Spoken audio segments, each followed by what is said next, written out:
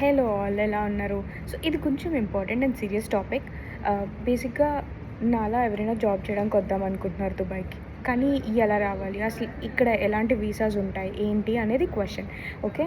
So, బేసిక్‌గా ఎలా వస్తారంటే ఒక టూరిస్ట్ వీసా తీసుకొని ఒక 2 మంత్స్ కోసం వస్తారనమాట. సో, ఈ 2 మంత్స్ వాళ్ళు జాబ్స్ అప్లై చేయడం, ఇంటర్వ్యూస్ అటెండ్ అవ్వడం అన్నీ జరుగుతాయి.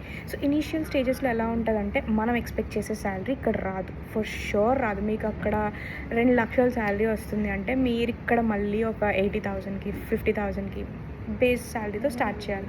అలా ఒక్కసారి మీకు దుబాయ్ ఎక్స్‌పీరియన్స్ మీ రెజ్యూమ్‌లో పడింది అంటే అప్పుడు you can earn very good.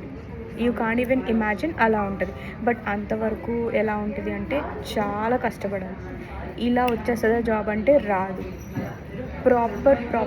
Proper backup, mind set. Okay, 2 మంత్స్‌లో నాకు జాబ్ వచ్చేస్తది. లేకపోతే మేము ఇప్పిస్తామని ఎవరైనా చెప్తే ప్లీజ్ నమ్మొద్దు. అదైతే ఫర్ ష్యూర్ జరగదు. మీకు ఎవరైనా అలా చెప్తున్నారు అంటే వాళ్ళు మిమ్మల్ని స్కామ్ చేస్తున్నారనే అర్థం. అండ్ మోర్ ఓవర్ ఇక్కడ జాబ్స్ కోసం ఎటువంటి మనీ ఎవ్వరికీ పే చేయక్కర్లేదు.